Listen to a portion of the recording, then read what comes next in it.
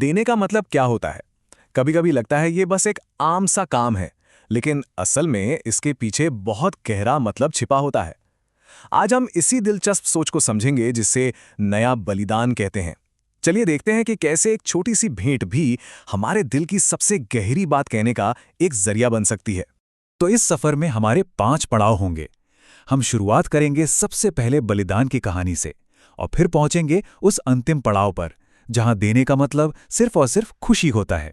तो चलिए शुरू करते हैं। कहानी को समझने के लिए थोड़ा पीछे चलते हैं, बाइबल में बताए गए सबसे पहले बलिदान तक। और इसकी शुरुआत ही सच कहूं तो थोड़ी चौंकाने वाली है। अच्छा, जब हम बलिदान शब्द सुनते हैं तो क्या ख्याल आता है? यही ना कि इंसान भगवान को कुछ चढ़ाता है। लेकिन मजे की बात यह है कि यहां कहानी एकदम उल्टी है। सबसे पहला बलिदान परमेश्वर ने इंसानों के लिए किया। हाँ, उनके गलती के बाद अपना प्यार जताने के लिए। और इसके लिए एक बेजुबान जानवर की जान गई। ये एक तरह का प्रतीक था, एक इशारा कि परमेश्वर के प्यार और उनकी परवाह ने इंसानों की उस गलती को, उस शर्म को ढक लिया था। ये एक ऐसा बलिदान था जो गुस्से से नहीं बल्कि प्यार से किया गया था। तो परमेश्वर ने तो अपना प्यार दिखा दिया, अब बारी थी इंसानों की। उन्होंने इस पर क्या प्रतिक्रिया दी? और यहीं से कहानी एक बहुत ही जरूरी मोड़ लेती है। अब बात सिर्फ क्या दिया की नहीं थी, बल्कि कैसे दिया की थी। देने वाले के दिल में क्या था, ये सबसे अहम हो गया। देखिए, केन ने अपनी जमीन की उपज में से कुछ लाकर दे दिया, बस कुछ भी। लेकिन हाबिल, उसने अपनी भेड़ बकरियों में से सबसे पहला और सबसे अच्छा बच्चा दिया। तो फर्क साफ है ना? ये सिर्फ एक भेंट नहीं थी, इसके पीछे जो श्रद्धा थी, जो सम्मान था, उसी ने सारी कहानी बदल दी। और दिल से देने का ये जो आइडिया है ना, ये यही खत्म नहीं होता, बल्कि आगे की कहानियों में ये और भी गहरा होता जाता है, और भी विकसित होता है। जरा सोचिए, नूह ने बाढ़ से बचने के बाद धन्यवाद में वेदी बनाई। अब्राहम ने एक बड़ी जीत के बाद अपनी हर चीज का 10वां हिस्सा दे दिया। इसाक ने शांति मिलने पर वेदी बनाई। और याकूब ने तो जरूरत के समय विश्वास के साथ एक वादा कर दिया। तो एक पैटर्न दिख रहा है ना? बलिदान अब कोई नियम नहीं, बल्कि परमेश्वर के कामों का जवाब बन गया था, दिल से निकली एक प्रतिक्रिया। और बस यही वो सोच है जो हमें हमारे आज के विषय नए बलिदान के बिल्कुल केंद्र में ले आती है। अब सारा का सारा फोकस बाहरी चीजों, तोहफों से हटकर देने वाले के अंदर, उसके मन पर चला जाता है। प्रेरित पौलुस इसे बहुत खूबसूरती से समझाते हैं।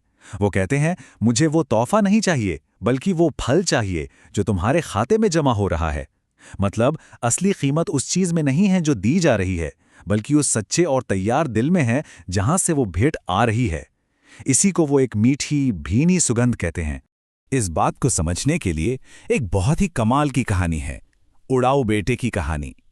एक बेटा जो सब कुछ लुटाकर बिल्कुल खाली हाथ घर लौटता है। अब सोचिए, पिता क्या करता है? क्या वो गुस्सा होता है? नहीं, वो अपने बेटे को दूर से ही देखकर उसकी तरफ दौड़ पड़ता है, उसे गले लगाने के लिए। और फिर जश्न शुरू होता है। लेकिन किस बात का? क्या बेटे ने कोई महंगा तोहफा लाया था? नहीं, जश्न तो खुद उस बेटे के लिए था। उसका लौट आना, बस उसका वापस आ जाना ही सबसे बड़ा तोहफा था। तो देखा, सारी बात आखिर में दिल पर ही आकर रुकती है। और यहीं हम पहुंचते हैं नए बलिदान के सबसे अहम पहलू पर। एक ऐसी भेंट जो किसी दबाव या मजबूरी में नहीं, बल्कि मन की सच्ची खुशी से दी जाती है। तो नियम बहुत सीधा सा है, वही दो जो दिल से देने का मन करे, बिना किसी शिकायत के, बिना किसी दबाव के। क्योंकि तोहफे के पीछे की नीयत तोहफे से कई ज्यादा मायने रखती है। ये बस अपनी मर्जी और खुशी का सौदा होना चाहिए। क्योंकि आखिर में परमेश्वर को वो इंसान पसंद है जो खुशी से देता है।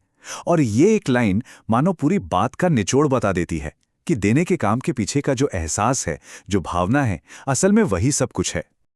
और बस इसी सोच के साथ बलिदान अब कोई बोझ या जिम्मेदारी नहीं रह जाता। ये तो एक उत्सव बन जाता है, एक जश्न, खुशी की एक जोरदार ललकार।